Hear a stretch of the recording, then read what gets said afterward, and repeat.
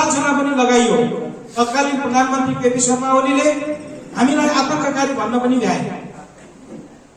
हाम्रो आन्दोलन जारी रहेको छ र यो आन्दोलन पहिचान प्राप्त नभएसम्म यहाँको उत्पीडित समुदाय, उत्पीडित वर्ग र लिङ्ग र समानता नभएसम्म यो आन्दोलन निरन्तर रहनेछ। आन्दोलन एकपछि अर्को गर्दै सफलता हासिल हुँदै गएको मैले देखिरहेको छु। तर यता कता के छ भने हामी बीचमा पनि समीक्षा हुन जरुरी छ। अलिकति शान्तिपूर्ण समूह भयो भने त्यसलाई क्यास गर्न खोजिहाल्ने हामी भित्रै पनि देखियो।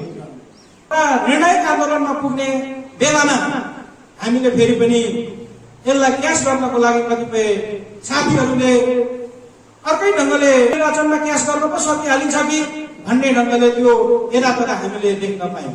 र मैले खबरदारी गरेँ, बैठकमै खबरदारी गरेँ, संयुक्त पहिचानवादी आन्दोलन चाहिँ एउटा सामाजिक आन्दोलन हो।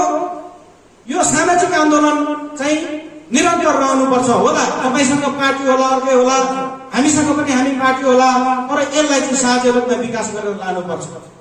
र यो एउटा नेपालको यो एउटा शक्ति हुनेछ कि यो शक्ति यो राज्य सत्तालाई धक्का हान्न सक्ने खालको एउटा आन्दोलन सिर्जना गर्ने एउटा माध्यम बन्दछ र यसलाई यसरी बनाउनु पर्छ। यसलाई चाहिँ यही नामको संस्थालाई चाहिँ हामीले क्यास गर्न खोज्नु हुँदैन। यसपालिको निर्वाचनको मतदानको प्याटर्न हेर्दाखेरि मेरो निष्कर्ष छ, यसलाई हामीले व्यवस्थापन गर्न सकेनौँ, यसलाई हामीले आफ्नो ठान्न सकेनौँ, यसलाई हामीले आफ्नो बनाउन सकिरहेको छैनौँ। तर यो फेरि पनि यो आन्दोलन, यो पहिचानको आन्दोलन सामाजिक आन्दोलन हो, यो भाषिक आन्दोलन हो, यो सांस्कृतिक आन्दोलन हो, यो धार्मिक समानताको आन्दोलन हो। यो कुनै पनि पार्टी विरुद्धको आन्दोलन होइन। हिजो पनि हामीले भन्यौँ, आज पनि भन्दै आएका छौँ।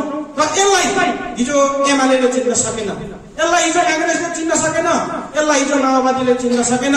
त्यो कारणले चिन्न नसकेको कारणले गर्दा उहाँहरूको स्थिति त्यो हालत भयो। फेरि पनि पहिचानको आन्दोलन अगाडि बढेको छ।